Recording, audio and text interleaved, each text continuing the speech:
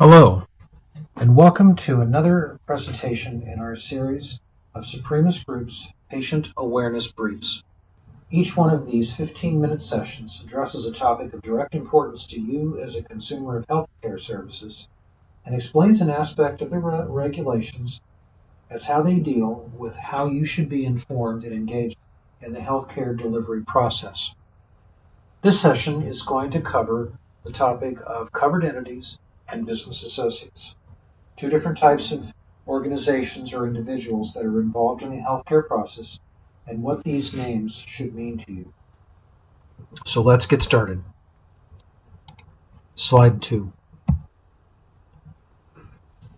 So looking at our topic agenda for today, we're going to talk about your health information and how it is used, who handles it, what a covered entity is and what it does, what a business associate is and what it does, and how you can get informed and get engaged.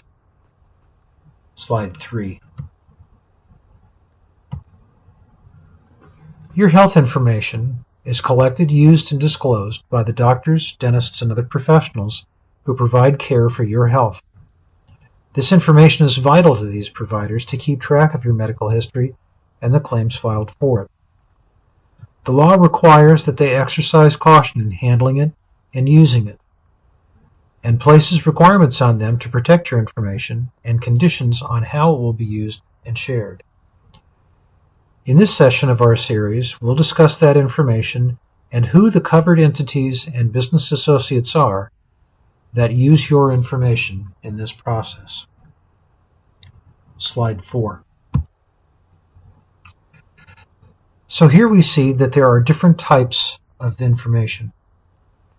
We have the most broad category called health information, and this is what you might call the universe of all possible information.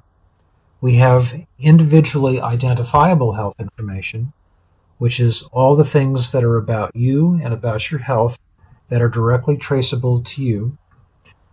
We have a smaller form of that known as protected health information. This is usually the electronic version of the individually identifiable health information. We have e-PHI, which uses another term for PHI. And then we have patient identifiable information. Now, each of these different types of information contains different elements, and they're used for somewhat different reasons. Slide 5. As you see by this slide, the elements of this information have about 18 total ingredients in the list of informational elements. And as you can see, they are all the things that identify you and associate your identity with your health information. So you should take some time and study this particular list for a minute or two so that you know exactly what's included. Slide 6. So who is this thing called a covered entity? Well, a covered entity, as defined by the law, the Administrative Simplification Rule, it is a provider or an organization that collects, uses, and discloses your individually identifiable health information, including all of those elements that you saw in that previous slide, and uses them in the electronic transactions that are processed to get the healthcare services you receive paid for. They're an entity, or they could be an individual doctor, to whom all of the rules of this HIPAA law apply. Slide 7. Within this category called covered entities, a number of different business types exist. It includes any entity involved in healthcare treatment, payment, or healthcare operations, and are involved in sending or receiving or in any way handling these covered transactions. This is the electronic message that carries information about services that you've received to your health plan or to the Centers for Medicare and Medicaid to report what's been going on and making sure that it's properly reported and paid for. These covered entities include three different types of organizations. One is your health plan, that is, the health insurance that you have normally through your provider or on an individual policy. The healthcare providers themselves, who are involved in this electronic transactions process, and a thing called a healthcare clearinghouse. This is a provider of services to these others for purposes of billing and coding your information into these electronic transactions. Now, each of these is referred to as a covered entity, and each of these must abide by all the applicable parts of this particular law. Slide 8. A provider of medical or healthcare services or any other person of the organization who furnishes bills or is paid for by healthcare in the normal course of business is considered to be a provider. However, a covered entity may be a provider, but a provider may not be a covered entity if they're not involved in the creation, use, or any other form of manipulation of these electronic transactions. If, for example, you're a chiropractor and you deal only in cash or in payment cards but don't bill any insurance in any way, then you are not a covered entity. If you're a staff physician who works for a hospital and you don't do any billing on your own but are a salaried employee, you too are not a covered entity. Healthcare itself is, of course, defined as providing care services or supplies related to the health of an individual that may be dispensed by any of these parties, known as providers. Slide 9. A health plan, which is the name under HIPAA for any sort of an insurance company providing health insurance, these plans include any form of commercial or self-insured group health plans, which includes employee welfare benefit plans, usually given to you by your employers. It can be part of ERISA, the Employee Retirement Income Social Security Act. It can be a government health plan, TRICARE for dependents, the Veterans Administration for veterans. It can be Medicare, it can be Medicaid, or it could be what is called a state high-risk pool that combines a number of different insurance companies that are sharing the risk and providing insurance for those who have particularly hazardous or unique jobs. Slide 10. Health plans also include a health insurance issuer. They include HMOs, the health maintenance organizations. Kaiser Permanente is an example of one of those. Issuers of long-term care policies except for fixed premium nursing home plans, or any other form of health insurance provided by an insurance company or a state-sponsored or subsidized plan.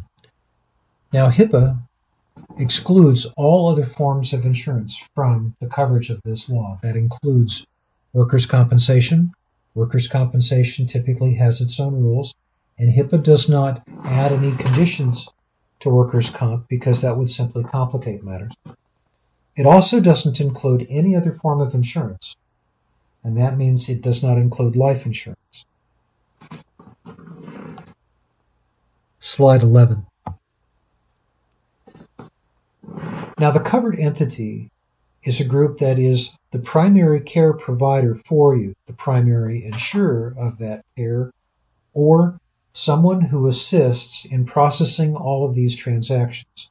And it is the fact that they are all involved in the transaction process that makes them this thing called a covered entity. Now, these covered entities typically have what you might call a contractor providing services to them.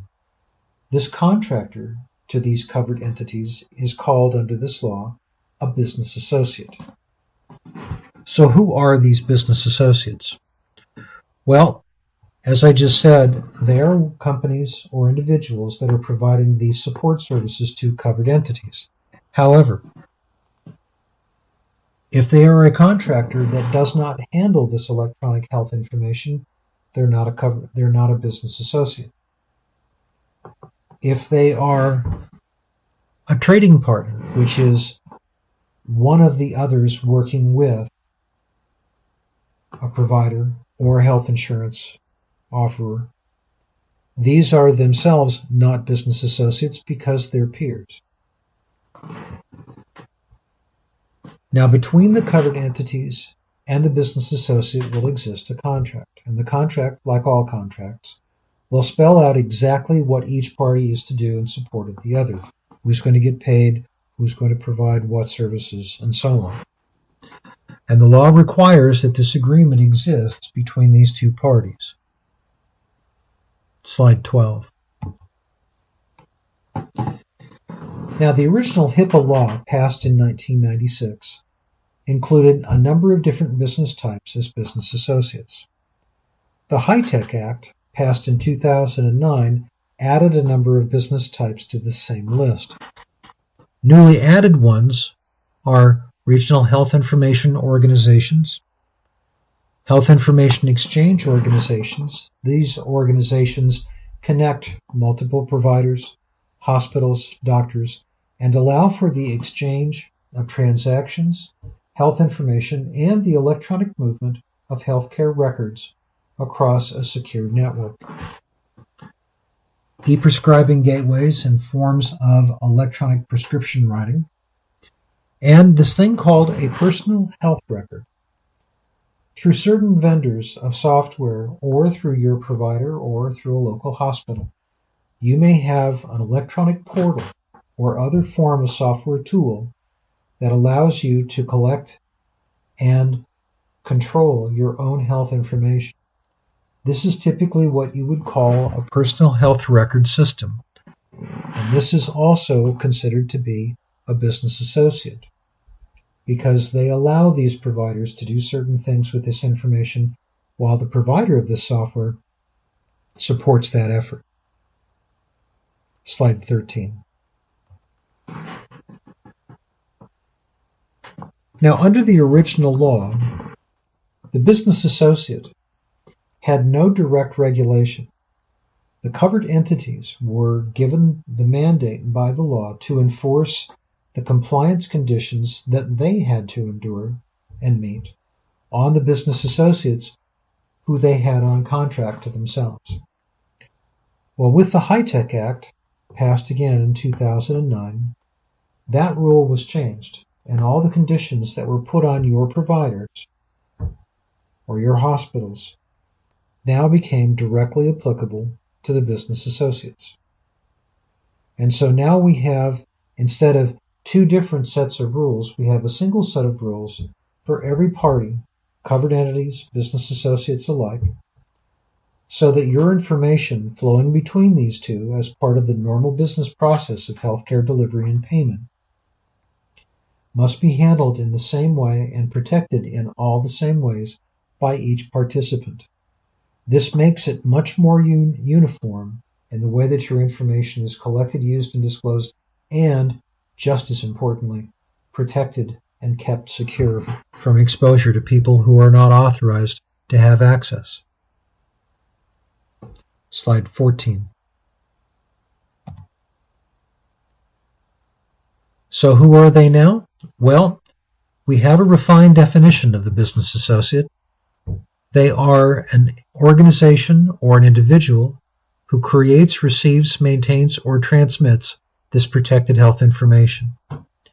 They could be doing this for a function or activity regulated by HIPAA, and they're doing it on behalf of a covered entity or what we know as the network. Its formal name is Organized Healthcare Arrangement, but we know it as the network.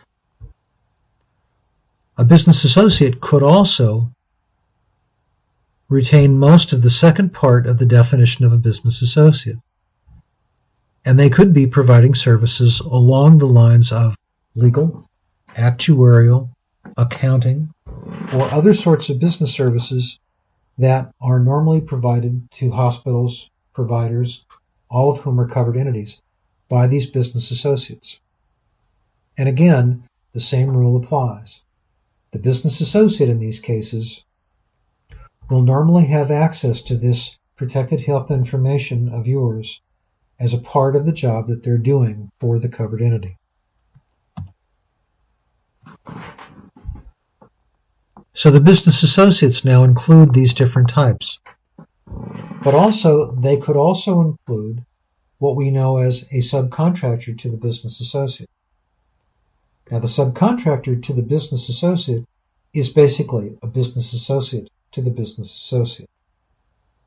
They are doing all of the same things in support of the business associate that the business associate itself is doing in support of the covered entity. Slide 16. So this is who the subcontractor is. But all the same rules apply to the subcontractor just like they do to the business associate and to the covered entity. Slide 17. So all of the rules that have been in existence for the covered entities since the beginning of HIPAA back in 1996, all of those rules now apply to all of these same parties. Why is this information important to you? To know who these covered entities, providers, business associates, and subcontractors are? Well, there are too many organizations to know individually. But what is most important for you as a patient is to know that the flow of your information between these different parties, if it's under normal circumstances, it's all part of the normal process of providing health care to you, giving you the medicines, the supplies, the treatments, and so forth that you require to maintain your health at its best state. But to provide this information for purposes of getting it paid for through your health plans and providing information that government and other agencies need to fulfill their duties of managing and protecting public health. It's important for you to know that these different parties have access to your information and that their access is legitimate because there are so many of them. But because it's your information, you need to be aware that despite their best effort, this information can end up going astray or being obtained illegally by other parties. And these agencies and these providers, covered entities and business associates alike, will all give it their very best effort to protect your information because they're concerned for your safety as well as for your health, and they will do their very best. So they follow all these rules. Slide 18. Because they recognize that as the patient, you are of central importance in managing your health care and the information associated with that process. As the patient, you have a great deal of control over your information, but it's important that you're aware that the normal process requires that a number of people handle it for legitimate reasons. Your providers, therefore, must make many different uses of your information to ensure they're providing the very best care and properly filing claims to get it paid for. But occasionally something will go wrong and the information will go astray. So, you need to be an active team member, participating, encouraging, learning, giving feedback when necessary, asking questions when necessary. And that means you need to learn what they do with that information and hold them accountable for doing it, using it properly, and always protecting it from misuse. So, once again, we encourage you to get informed and get involved. This information is about you. It's about what you need to know in the way of how this information is used and who uses it, and the purposes that they use it for. If you have questions, your first best point to ask those questions is at your provider's office. They're a great source of information as well as the care that you receive. So we hope that you have found that this information is valuable and useful in helping you make the very best decisions regarding how you will manage your participation in this healthcare delivery process. And thank you for joining us.